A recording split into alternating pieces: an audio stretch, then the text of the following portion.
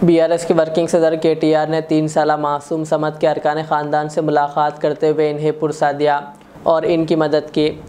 तफसीलात के मुताबिक शहर के इलाके ओल्ड हफीज़पेट में तेज़ हवाओं के साथ हुई बारिश के दौरान 3 साला मोहम्मद समद के मकान पर पड़ोसी के मकान के ऊपर से सीमेंट की ईंटें गिर पड़ने से वो हलाक हो गया, जिस पर केटीआर ने मरहूम के अफराद ख़ानदान से मुलाकात करते हुए इन्हें पुरसा दिया और अपनी जानिब से इन्हें 1 लाख रुपए की मदद की। बीआरएस ने कांग्रेस हुकूमत से अपील की है कि वो कल हुई बारिश की वजह से इंतकाल कर गए 17 लोगों को ताज़ियत पेश करें और एग्ज़ग्रेशिया दें।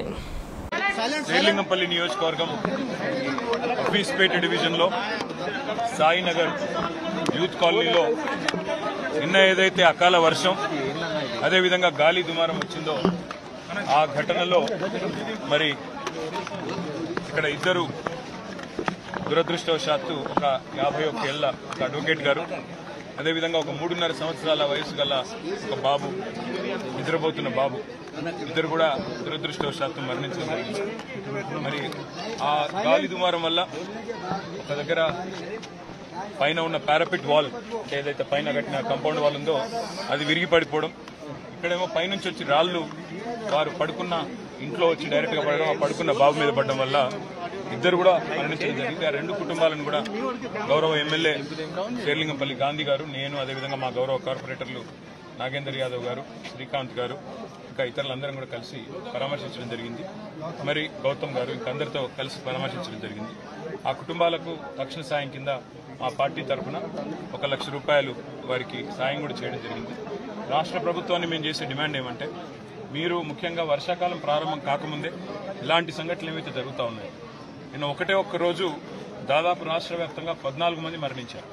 ఈ 14 మందికి కూడా తప్పకుండా రాష్ట్ర ప్రభుత్వం వెంటనే స్పందించి ఒక్కొక్కరికి 10 లక్షల రూపాయల చొప్పున మరి వారి మరణించిన కుటుంబాలకు తక్షణ సాయం చేయాలని, ముఖ్యంగా హైదరాబాద్లో దాదాపు 1,00,000 డబుల్ బెడ్రూమ్ ఇళ్లు మేము కట్టి అందులో ఒక 60,000 దాకా కేటాయించున్నాం।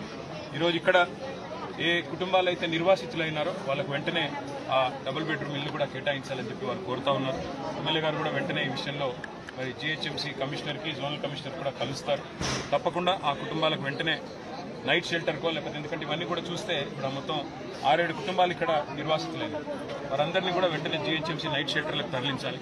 అదేవిధంగా ఆ కుటుంబాలకు డబుల్ బెడ్రూమ్ ఇల్లు కూడా ఇచ్చి, ఆల్రెడీ రెడీగా కట్టి ఉన్నాయి, అవి కూడా ఇచ్చి వారిని ఆదుకోవాలని చెప్పి కూడా మా పార్టీ తరఫున రాష్ట్ర ప్రభుత్వాన్ని డిమాండ్ చేస్తూ, మరి ఈ కుటుంబాలకే కాదు మిగతా కుటుంబాలకు కూడా తప్పకుండా మా పార్టీ తరఫున మా కార్యకర్తలు, మా నాయకులు ఎక్కడి వారు అక్కడ అండగా నిలబడతారని చెప్పి కూడా తెలియజేస్తూ, మరణించిన కుటుంబాలకు మా పార్టీ తరఫున మా నాయకులు కేసీఆర్ గారి తరఫున తీవ్రమైన సానుభూతిని, సంతాపాన్ని తెలియజేస్తూ వారి ఆత్మలకు శాంతి చేకూరాలని కోరుతూ, వారి కుటుంబానికి మనోధైర్యం కూడా భగవంతుడు ప్రసాదించాలని కోరుకుంటున్నాను।